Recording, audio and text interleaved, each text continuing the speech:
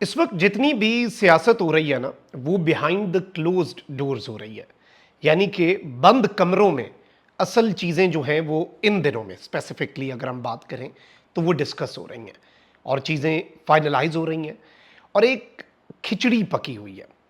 मैं ये बात बड़े वसूख से आपके सामने कर रहा हूँ और मैं इस वक्त आपके सामने ये खिचड़ी जो है ये एक्सप्लेन करने की कोशिश तो करूँगा, ये गुत्थियाँ सुलझाने की कोशिश भी करूँगा, लेकिन कभी कभी ये इतनी पेचीदा गुत्थियाँ हैं कि ये सुलझाते सुलझाते मज़ीद उलझ भी जाती हैं। तो ज़रा दिमाग और कान खोल के मुख्तलिफ पॉसिबिलिटीज़ को हम मिल के एक्सप्लोर करते हैं, समझने की कोशिश करते हैं, डॉट्स कनेक्ट करते हैं। सबसे पहले मैं आपको सिर्फ इतना बता दूं कि इस वक्त जो खबरें मीडिया पर आ रही हैं ना, वो टिप ऑफ द आइसबर्ग है। यानी कि वो सिर्फ और सिर्फ वो है जो हमें नजर आ रहा है। आप कह लें मैक्सिमम, अगर हम परसेंटेज में बात कर लें तो 10% वो है जो मीडिया पर आ रहा है। अब गेम प्लान इस वक्त क्या बन चुका है? एक तरफ मौलाना फजल रहमान है और ये जो 2/3 मेजॉरिटी, जो कि कंट्रोवर्शियल 2/3 मेजॉरिटी होगी, वो प्रॉपर तो नहीं लेकिन जो बस पूरी करनी है किसी ना किसी तरीके से, वो 2/3 मेजॉरिटी जो हासिल करना इस वक्त हुकूमत के लिए एक बहुत बड़ा मुश्किल काम बन चुका हुआ है। उसका इस पजल का मिसिंग पीस जो है वो मौलाना फजल रहमान है। मौलाना फजल रहमान का रेट बढ़ता जा रहा है। मेरी इतलात के मुताबिक मौलाना फजल रहमान साहब जो हैं वो केपी की गवर्नरशिप भी मांग रहे हैं, गवर्नमेंट से मिनिस्ट्रीज भी मांग रहे हैं। पीटीआई एक सेनेट की नशिस्त खैबर पख्तूनख्वा से ऑफर करने के लिए तैयार थी, लेकिन फिर ये नशिस्तों का मुतालबा 2 पे चला गया। ऑल्दो मौलाना साहब को ये बात बताई जा रही है कि मौलाना साहब, पीटीआई को अभी तक हमने करने क्या दिया है? ये मखसूस नशिस्तों का फैसला, ये बाकी चीज़ें, ये केपी से नशिस्तें, ये तो तब होंगी ना अगर सिस्टम ने होने दिया। तो आप भी पीटीआई के उसी काम में लग जाएंगे। मतलब आप ये ना सोचें कि आइन और कानून क्या कहता है, आप ये देखें कि हमने करना क्या है।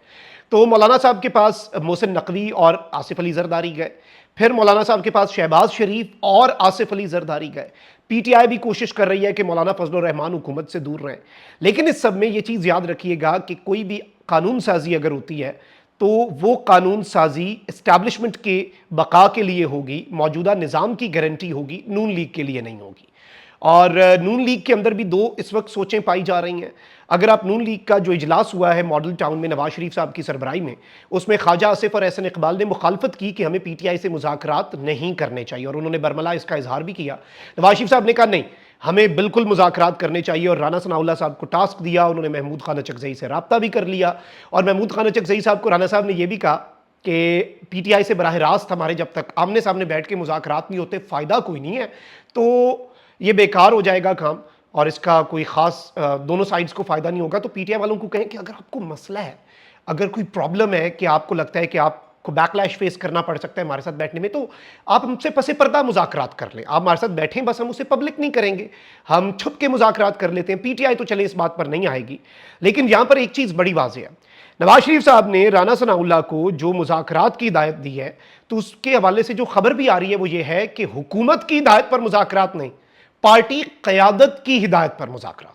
क्योंकि डीजीआईएसपीआर ये बात कर चुके हैं कि बिल्कुल सियासतदानों को आपस में मिल बैठना चाहिए और फौज इस बात को अप्रिशिएट करेगी, लेकिन वो साथ ये भी कह चुके हैं कि जब तक 9 मई पर पीटीआई आम माफ़ी नहीं मांगती, उस वक्त तक मुज़ाकरात नहीं हो सकते, उस वक्त तक बातचीत नहीं हो सकती। अब ये जो नून लीग की मीटिंग है उसमें नवाज शरीफ साहब ये कह रहे थे नहीं जी, हमें गैर मशरूत मुज़ाकरात की तरफ चले जाना चाहिए, मुल्क और हम इसके मुतामिल नहीं हो सकते।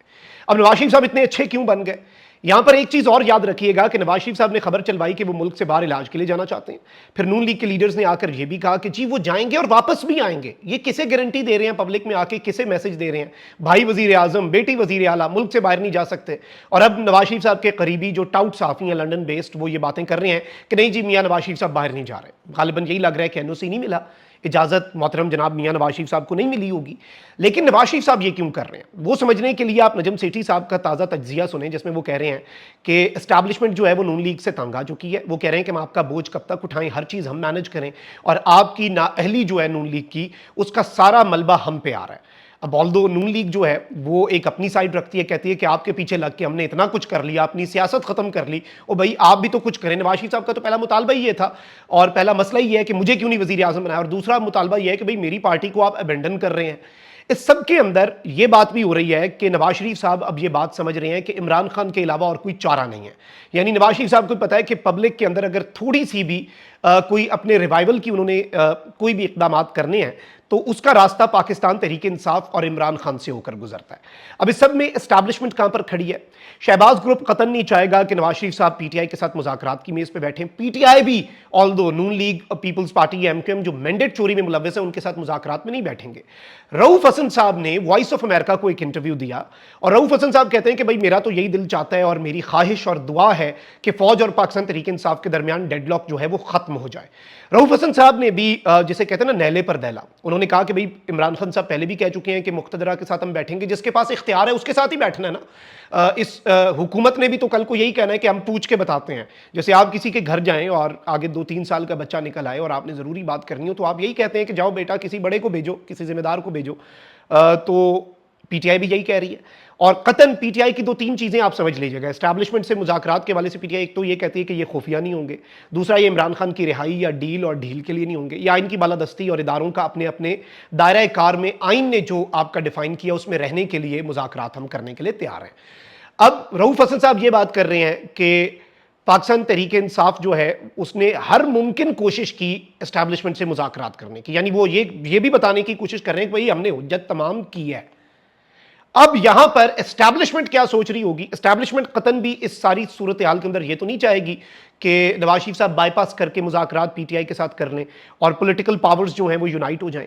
تو بند کمروں کے اندر اس وقت بہت کچھ چل رہا ہے. پاکستان تحریک انصاف کے حوالے سے یہ بات ہو رہی ہے کہ جو جلسہ ملتوی ہوا وہ تو اسٹیبلشمنٹ کا ایک obviously مطالبہ ہی تھا اور ایک درخواست تھی جسے عمران خان صاحب نے in the greater interest of the country منظور کر لیا. تو رابطہ تو شروع ہو گیا. اب اس کے بعد 8 ستمبر کا جو جلسہ ہے یہ ڈیسائسو ہوگا. اس سے پہلے کریک ڈاؤن کی اطلاعات آ رہی ہیں. اب یہ کریک ڈاؤن کون کرنا چاہتا ہے یہ بھی ڈبل گیم ہو سکتی ہے, مزید کنفیوژن بڑھ سکتی ہے. آپ یہ دیکھیں 2 پاسبلٹیز ہیں. ایک تو یہ کہ اسٹیبلشمنٹ مزید انٹینسیفائی کر دے کریک ڈاؤن. رانا ثناء اللہ صاحب جو کہ مذاکرات کے لیے جنہیں نامزد کیا گیا وہ یہ کہہ رہے ہیں کہ مجھے لگتا ہے کہ پی ٹی آئی کو شاید 8 ستمبر والا جلسہ نہ کرنے دیا جائے. اور وہ کس کی طرف اشارہ کر رہے ہیں؟ گورنمنٹ میں تو وہ خود ہے, یعنی ڈسٹرکٹ ایڈمنسٹریشن سے وہ اجازت نامہ کون منسوخ کروا سکتا ہے یہ آپ سمجھیے گا. اب اس میں 2 سائڈز ہیں. ایک یہ کہ نون لیگ یہ سارا کریک ڈاؤن کرے تاکہ پی ٹی آئی مزید اسٹیبلشمنٹ سے متنفر ہو اور نون لیگ کے ساتھ بات کرنے پہ آ جائے. دوسرا یہ ہے کہ مقتدرہ جو ہے وہ پاکستان تحریک انصاف پہ کریک ڈاؤن انٹینسیفائی کر دے. پی ٹی آئی کے لیے اس وقت کنفیوژن ہے, ٹھیک ہے, اور پی ٹی آئی کو اس ساری سچویشن کے اندر مجھے یہ لگتا ہے, میری ذاتی رائے یہ ہے, میری ناقص رائے یہ ہے کہ پی ٹی آئی کو پھونک پھونک کر قدم رکھنا ہوگا. ہیں کواکب کچھ نظر آتے ہیں, کچھ دیتے ہیں دھوکہ, یہ بازیگر کھلا. تو یہ سیاست کا میدان ہے اور obviously پی ٹی آئی کی کرنٹ لیڈرشپ پر ویسے ہی بہت سے اعتراضات ہیں. عمران خان صاحب خود باہر ہوتے تو چیزیں ابھی تک بہت ہی مختلف ہوتی. خان صاحب نے اپنی لیڈرشپ کو جھاڑ بھی پلائی ہے ریسنٹلی. ان کا کہ ایک پاناما تھا اس پہ میں نے پوری حکومت گرا کے رکھ دی. بیانیہ بنانا ہوتا ہے نا, آپ کو عوام کو سمجھانا ہوتا ہے, پریشر بلڈ کرنا ہوتا ہے. یہ سارے پیچھے جو بیٹھے ہیں خان صاحب ان کی نااہلی کو سمجھتے بھی ہیں.